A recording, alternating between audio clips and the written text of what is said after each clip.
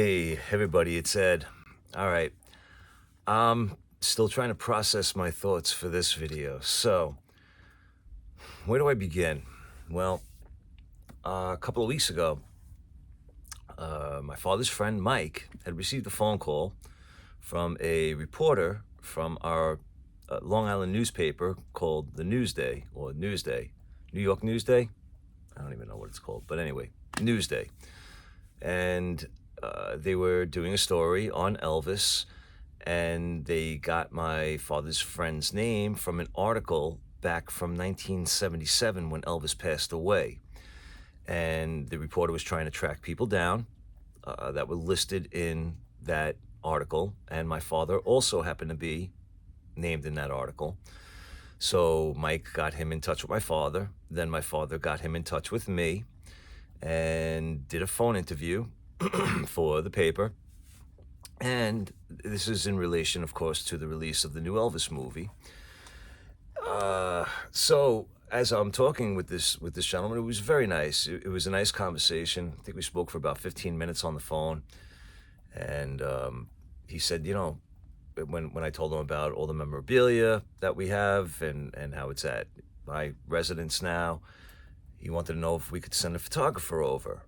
And so we made arrangements for that to be done.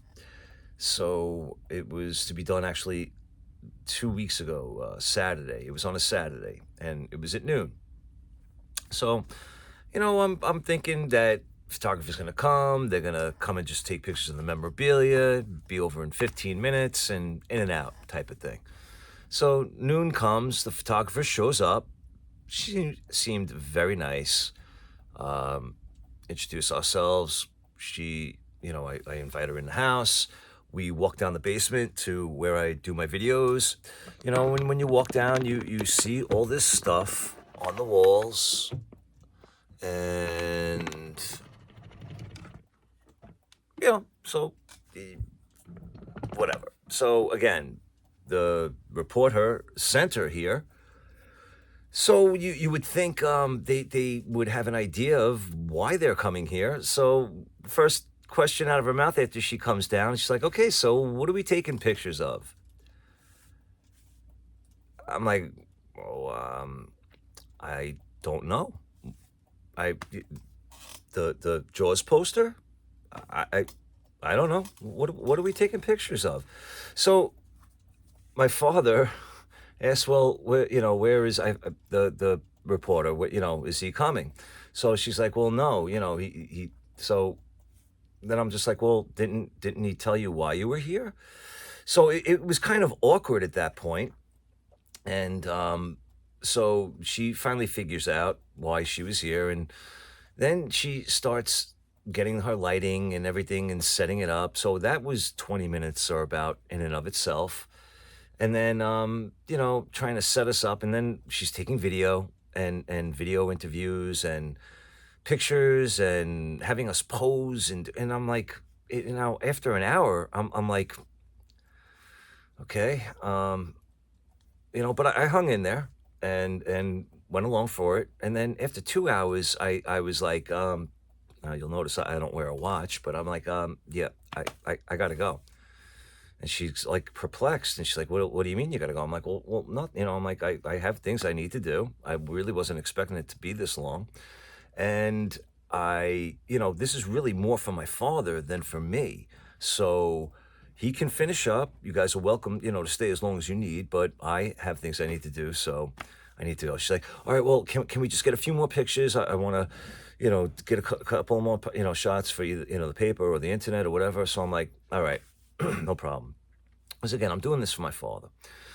Because, he's excited about this. And that's why, I wanted to do it for him. So, but again, after 2 hours, I'm like, you know what? You got enough from me. You can finish with him. So we go outside. I grab that cardboard thing in the back, and my father has the thing with the backstage passes. And we're outside in front of my house, and I'm holding up the cardboard thing. My father's holding up the thing. She's like telling us to like do all these stupid poses, like, oh, now look at each other and laugh. And I just look at him and I just smile like and roll my eyes. I'm like, what is this crap? But anyway, again, I tried to be a good sport as much as I could. And yeah, so after the 2 hour mark, I split. And then what wound up happening was then she continued on with my father, Mike, and my mother for an additional 2 hours before she was finally done and left. All right. Let me show you the results of this, if you will. I have today's paper, the Newsday, today's. This is June 26th, no, what am I saying? I want to say June 26th, 1977, because today marks the anniversary of the very last concert that Elvis performed at the Market Square Arena on June 26, 1977. So, all those years ago on this date today, Elvis played his very last concert. All right, but so this is the June 26, 2022 Sunday edition paper. And when you open it up, inside they do a fanfare, which is a reprint of the cover well, the picture is a reprint, but the title and the headline is different.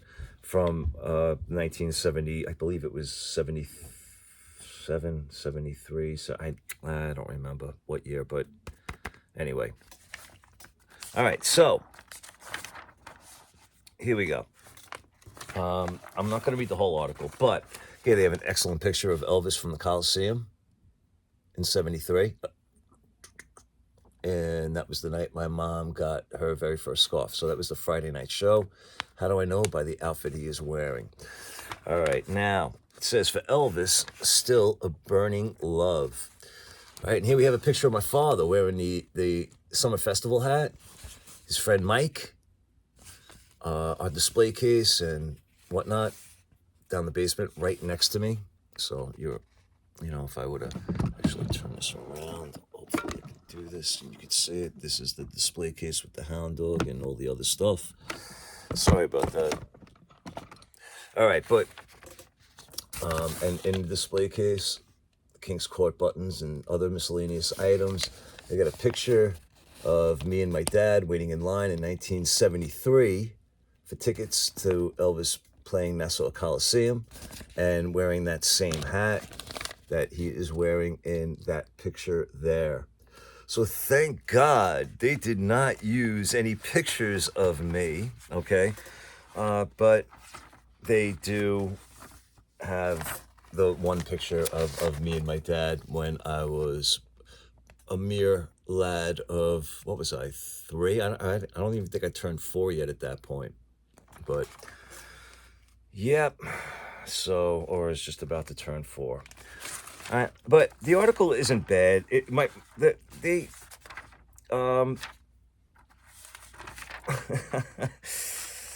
yeah, I'll read it for you. It says, for Richard Hess, former airline and railroad worker, which is wrong. Yes, he did work for the airlines, did not work for the railroad.